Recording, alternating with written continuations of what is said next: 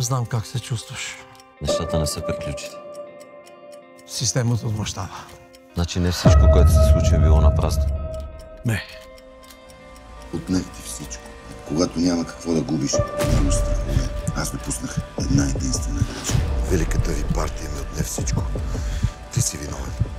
Марко, аз не съм против тебе. Те убиха семейството ми. Ти ми говориш за държавата. Дреми ми за тая държава. Не забравяй, че аз съм министър-председател. Съм недосегаем. Той беше пешка в партийния шах. Стоилов, ако тази вечер бъдеш лоялен към властта, ще станеш част от нея. Системата е наша. Имам задача за теб. Този път без грешки. Я виж какви убийства. Политиката има само една правилна страна и това е страната на парите. Значи всичко е било заради отмъщение, така ли?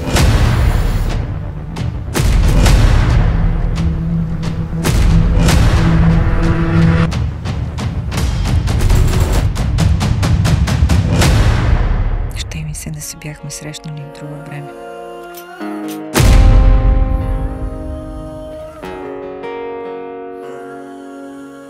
Задкулисието не ме влече. Задкулисието.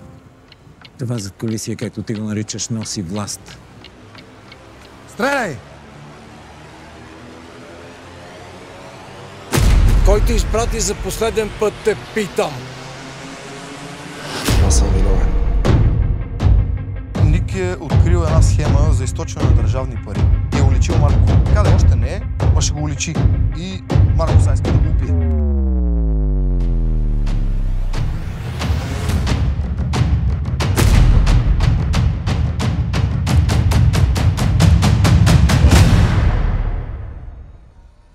Цената на властта се оказа твърде висока за мен.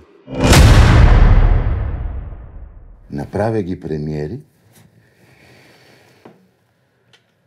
а те